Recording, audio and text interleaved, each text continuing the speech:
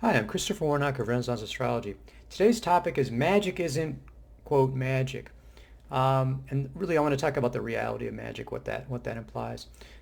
My experience is with astrological magic, which is a type of ceremonial magic, but I think the remarks I'm making are generally applicable to all forms of magic.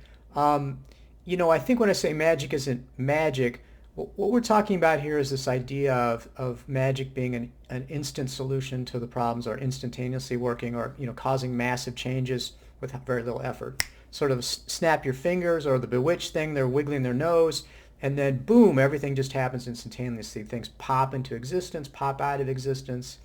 Um, Another typical thing is sort of the Harry Potter style, which is all this sort of light beams and lightning bolts and force and all that sort of stuff. That's sort of the conception of magic coming from a fictional context. And I think the view is that what you've got with magic is this, as I said, a total, easy, instantaneous solution of a huge problem or granting whatever desires you have to say. Um, and then you've got 10 cents of effort giving you billions of dollars of results. Um, and like I said, this idea that magic is some sort of a technology, that there's energy booms or bolts. It seems to have a lot of movies have something to do with fighting, martial arts, wuxia. There's something about, like the Doctor Strange movie, a lot of the magic involved just like, zapping each other or fighting.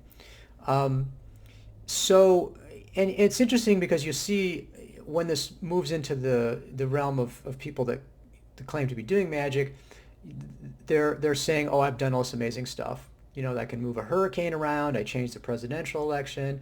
Can do all this other great stuff." What's weird about it is that that person individually isn't very successful. I mean, they're not a billionaire. They're not the ruler of the world, and they can't seem to replicate these amazing results. And that happens with customers too. They're always, "Oh, I heard about such and such did a great job for me, but they're gone now. I can't find them, or for some reason they can't work for me. So I'm trying to find somebody who can again work for me instantaneously and fulfill my every desire." And I think obviously that magic doesn't work that way, or magicians would be ruling the world. Like I said, they'd be billionaires. Um, and if you could guarantee success in giving people whatever they want, why would you bother to sell it? Why would you bother to ever, work for anybody else? You just do it for yourself, and you'd instantly be instantly successful, instantly, as I said, being the ruler of the world. The other problem we have is that it's easy to fool yourself with sort of subjective, very limited anecdotal evidence. It's hard to know what caused what with spiritual causality. I had an incident, many years ago where somebody got a Jupiter talisman, and they're like, "Oh, but 3 weeks after I got the talisman, my mother fell down the stairs, so therefore I had to get rid of the talisman because obviously the talisman caused her to fall down the stairs." To me, that's very questionable causal linkage there. You know, it's not even close in time, really, and certainly that's not an effect that you'd expect from Jupiter, who's a benefic. So you just got to wonder about people's, and the same thing with positive results too. You just so putting this all together, the magic isn't as it appears to be in fictional stuff. It doesn't instantly give you what you want. There's lots of confusion and perhaps even outright fraud going on there. Does that mean that as a skeptics, the atheists and materialists would say that magic is completely fake? And so my experience is that it's not. And so, you know, the question then is, what is real magic? What is actually possible with magic, and what's going on? So in my view, magic and astrology works with this as well, are interacting with the spiritual realm. So these are practical implementations of the view that the reality has a spiritual dimension to it. And in fact, the spiritual dimension is superior to the material dimension. Um, the spiritual world, if it exists, it can be worked with. And so that's essentially what we're doing with astrology and magic. These are practical ways of interacting with the spiritual realm with spiritual means. It's perfectly logical. How you conceptualize it may be different. I mean, traditionally it would be working with spiritual beings, but also, I mean, spiritual energy or whatever. That's another way to think about it. Again, what I would say is that given my experience, given the tradition that I work in, and also given the philosophy and accepting that there is a spiritual reality and seeing that, it does seem to me that magic does work and is certainly real. But unfortunately for the fantasy, unfortunately for people's wish fulfillment, magic operates in the real world. And where, any individual power of anything and their influence are going to be limited, and we have to take into consideration many other powers and factors. Um, the other thing I think to think about is that since we're working with the spiritual realm, that spiritual effects are easier. I mean, you're directing with the spiritual realm, so again, obviously it makes sense that the spiritual effect would be, much easier, much more coherent and obvious to cause.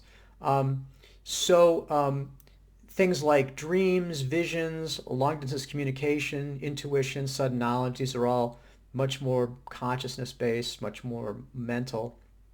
So that's much easier to do those things with magic. And a good example would be a Venus talisman. Typical example for the Venus talisman is that people are more comfortable in social situations, that people that they find attractive are more attracted to them. It's also not unusual to have old romantic partners suddenly start contacting you. It's almost like they sort of got a psychic message or something to contact you. So those are all, much more typical and much more reasonable effects of a Venus talisman, as opposed to boom, instantly getting a boyfriend or girlfriend, or this idea that okay, I want this specific person and I get this, do this magic and I'll get them. I mean, that's potentially possible. My experience with that is that, again, this sort of root work or hoodoo has methodologies for that. I mean, you might, um, get an article of their clothing that they wore or something connected with them and do magic with that. It has to be constantly renewed. That you, again, there is possible to kind of pull somebody in or influence them magically with that, but then you got to keep doing it. And again, you're overcoming their will as they would have it without the magic. I mean, is that something you really want to do? You want to have someone as a boyfriend or girlfriend that you're essentially forcing to do that, or you're really putting the pressure on them for it. Again, something to think about. Um, uh, Culianu, who is a modern author, wrote a book called Eros and Magic in the Renaissance. He says that the modern magician is found doing advertising, marketing, propaganda, and cryptography. So these are all, there's actually a tremendous amount of magic that's being done nowadays. We just don't think of it as magic. And so, there's this idea of sort of mind control, like a beam or something, and make people do exactly what you want. Not directly, but there's a lot of influencing going on. Obviously, say propaganda marketing. It's interesting how much people think that they're immune to advertising and marketing. I do my best to totally um, insulate myself from it. I have no, advertising at all. I have ad blockers on all my browsers. I don't watch TV with ads. I don't look at any kind of ads whatsoever because I recognize how powerful they are. If something is punching your buttons, then you essentially don't even notice that it affects you. So again, that's sort of magic that I'm trying to protect myself with, and I try to isolate myself from. Um, but if you look at someone like Giordano Bruno, who's a Renaissance magician, he talks about using image, speech, and sounds. Talks about the Venator Animorum, the hunter of souls. So we have with technology, this and internet, an incredible ability to both create, as I said, these magical images, sounds, and things like in advertising. That's exactly what it is. I mean, it's in a sense it's magic that's they're trying to get you to buy their product or influence you in other ways. So a tremendous amount of that going on right now. One of the things that's interesting about that is that rather than this sort of paradigm of the sort of passive masses with the puppet master controlling them, you essentially can only get out of people what they already want. I mean, advertising only works for people that are receptive to it. In fact, only works if you're punching their emotional buttons, if you're only fulfilling a need or desire that they already have. The strange thing about it is that the masses, in a sense, demand propaganda.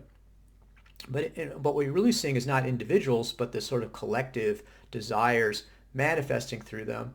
And in a sense, rather than the puppet master controlling the masses like sheep, it's the puppet master themselves that is controlled. Because if you cannot appeal to the masses, if you don't give them what they want, then you're not going to be able to do what you're doing. So in a sense, the people that are supposedly in control, the marketers or advertisers or people doing kind of mass stuff, they are also controlled. So again, much more complicated than people realize. But again, this is a very important a type of magic, and it's, again, the modern era is incredibly full of magic in that sense. When we're talking about magical effects, again, we're talking about, like I said, mental and ideas and sounds and things like that. There's also, it's a lot easier to directly affect the internet, electronics, electricity, more than other direct physical stuff. That's closer. It's sort of like almost like astral in a way. So algal is a good example of that. A lot of people that get algal talismans for the first time will have interference with their internet, electronics, or electricity. I've had people say that the electricity on their whole block went out, things like that. Other people don't report that at all. But that's much easier for spiritual forces or spiritual beings to influence energy or electricity or things like that than it is like picking up a brick or something like that. Nevertheless, because the spiritual underlies and controls the material, it's certainly possible to have material effects. And that's something you don't want to completely phase out or think that's impossible. I think one of the things about Kuliana was this idea that magic was only spiritual, only mental, whereas again, it's clear that that can cause material effects as well. Another example of, some mental magic is camouflage. I mean, blending in. If you can't see anybody at all, I mean, that's another type of magic. Again, we don't think of it as magic, but it is. When we're talking about material magic, one of the things that you can do with it, though, is what I call reality warping, which is sort of getting an edge. If you think about it, in blackjack, the casino, if the house only has a 1% edge, they can win all your money. And if you count cards, if you keep track, you can get a 1% edge on the casino, and that's enough to get you banned because you can, again, win a lot of money with that. So while we might think about it, it's like, oh no, 1% edge, what's the point? Under the right circumstances, that edge can be extremely helpful. When it comes to your bigger, material or, bigger mass events, it certainly is possible to have these happen with magic. It's almost miraculous, but they're unpredictable. And that's what I would say about it is that getting a really big effect is possible, but it's not something you're going to be able to control or be able to predict, and it's going to be much more unpredictable. And so, obviously then real magic can be very useful. But again, because it's real, it's not something that you can do as effectively as a beginner as you can if you're a master. It can take a lot of effort and training, even do the reality warping, but nevertheless it can be very, very useful. I think what people have a tendency to do is to say, okay, this sounds great, in the sense I haven't been able to be successful with conventional means. I'm going to try something unconventional. I'll try it once, and if it gives me this, like I said, 10% of effort and I get $1 billion of results out of it, then great. If not, it's all complete garbage. Again, that's really not a very thoughtful or effective way of approaching this. Any more than if you said, I hear that you can make $1 billion playing golf, and I tried it once and I couldn't do it, so I completely gave up. So obviously golf is completely useless. It's, again, not true. So given that we're dealing with something that is real, but it's limited, what's the best way to get results? Now, what I would say about that is the best way to get results is to not worry about results. I mean, it's sort of paradoxical. If you're completely focused on the specific results, you're likely not to get them. If you're open to a broader range of possibilities with things happening, you're going to be much happier with it. And if you enjoy the process, for example, in astrological magic, if you enjoy interacting with the celestial spirits, if you're doing the ritual and you're not totally focused on having a specific result, you're likely to have a better result in the end.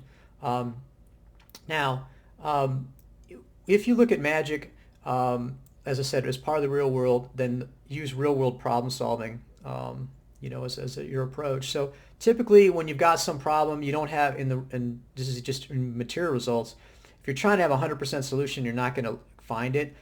Often lots of 10%, or you have to do a lot of different things to solve your problem. Magic is useful there. Again, being willing to learn, to put the time in, to the experience that's necessary. The more you do something, the better you're at. You're going to get better results. With magic as well, I think there's, again, sort of a technological thing of like, okay, like I said, I'll buy the TV and all I got to do is flip the switch and it does everything by itself. There's a lot more for the practitioner, a lot more involvement in the practitioner, and they are important as opposed to just the magic by itself. So, one of the things that Jason Miller, who's a magician who's fairly famous nowadays, says, and I really agree with him on this, is that you want to use magic as part of a practical plan. I mean, if you're sitting unemployed in your apartment and you're doing this magic for the first time and you're expecting the money to just materialize, or you have a job with a set salary, where's the channel for the magic to manifest? On the other hand, if you've got, say, an existing internet business and you want to increase the sales, I mean, a good example for that is the third and seventh mansion. These are mansions of the moon, and the moon goes through the mansions, the 28 mansions, in about a month. So once a month, when the moon is in the third mansion, the moon's in the seventh mansion, I do a consecration, and it's not unusual for my business to bump up around those time periods. Not every single time, but it's surprising how often it does happen. So that's a good way for me to benefit from magic, and it's fairly reliable, if not 100% reliable. Also looking for areas where reality warping or having that edge is useful. So I think this is the important thing is a lot of times people are coming into this with a sort of, like I said, fictional approach. They're coming at it from a movie approach, or they're coming at it from, a sort of like Thousand and One Nights approach. And this idea that, a magical solution is one that takes zero effort and does everything for you instantaneously is pretty profound, or it's a way to get whatever you want. If you think of magic as simply interacting with the spiritual realm and recognizing that that's part of reality, then again, you can have lots of useful experience with it. You can get results that are useful, but you need to kind of open your mind. Like I said, probably to me, the thing that I would say about magic is that the unpredictability. You know, when people ask me about a particular talisman, what's going to happen? I said, there's no way to predict exactly what, if anything, is going to happen with the talisman. You just have to be open to it. In a sense, it's a bit of a leap in the dark, but you've got a lot of people. We've got a long tradition that's gone ahead of you. You can follow that. You've got other people nowadays working and teaching that can work with you. And I think definitely it's definitely been worthwhile for me. So just wanted to talk about that. Magic is real, but because it's real, there's definitely going to be limitations on it, and so we have to kind of conform to that as opposed to expect the results that conform to our desires and then be getting upset because we don't get exactly what we want. So I think that's useful. Like I said, my experience is primarily with astrological magic, but I think this applies to other types of ceremonial magic, certainly in the Western esoteric tradition, the kind of stuff that people are doing nowadays. And again, if the billing was what it said to be, if it was instantly amazing, then the magicians rule the world, and they don't. We don't want to flip to that to saying, oh, it's absolutely fake. So good. Get yourself in that middle path. Find a tradition that resonates for you. Work on it, and I think you'll be happy and excited about the results that you get.